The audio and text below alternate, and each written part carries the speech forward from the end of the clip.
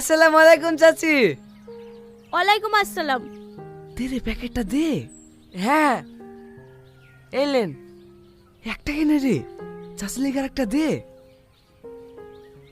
এই রাকেশ সামনে সর। দেন দাদা। হে এলেন চাচি, হে হাতে ফলটল আছে, হে তার করেন।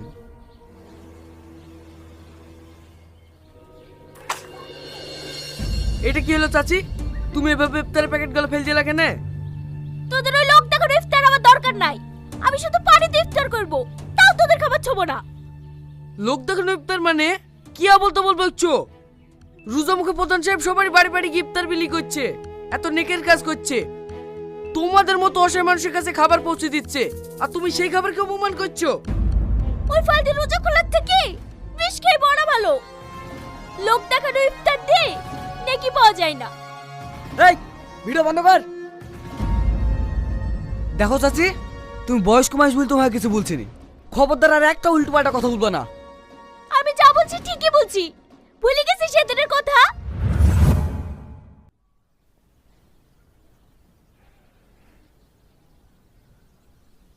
দেখুন, পেশেন্টের হার্টের অবস্থা খুব একটা ভালো না, একটা আর্টারি ব্লকেজ দেখা দিয়েছে। ডাক্তার বাবু, আমার স্বামী সুস্থ হয়ে যাবে তো? আমি কিছু মেডিসিন লিখে দিলাম, এগুলো চালিয়ে যান, আশা করি সুস্থ হয়ে যাবে। বলছি এই ওষুধগুলো কিনতে কত টাকা লাগবে? এর মধ্যে দুটো ওষুধ আপনি হসপিটাল থেকে পেয়ে যাবেন, আর বাকি দুটো ওষুধ আপনাকে বাইরে থেকে কিনতে হবে। ওই 3000 টাকার মতো লাগবে। 3000 টাকা?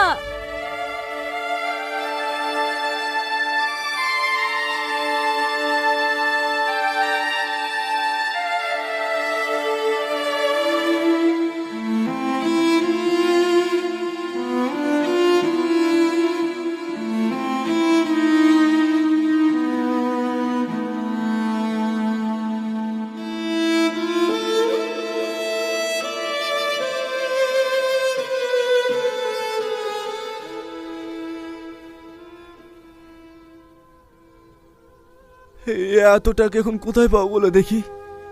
ওসব ওষুধ টষুধ কিনতে হবে না, হাসপাতাল থেকে যে দুটো দেবে ওই দুটো নিয়ে বাড়ি চলো।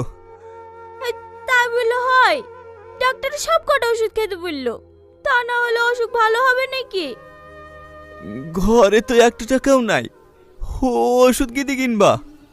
আর তুমি অলি চিন্তা করো না, আমাদের প্রধানের কাছে গেলে একটা না একটা ব্যবস্থা করে দেবে। আর ভোট সময় আমাদের বাড়িতে এসে বলে গেল না, আমি আপনাদের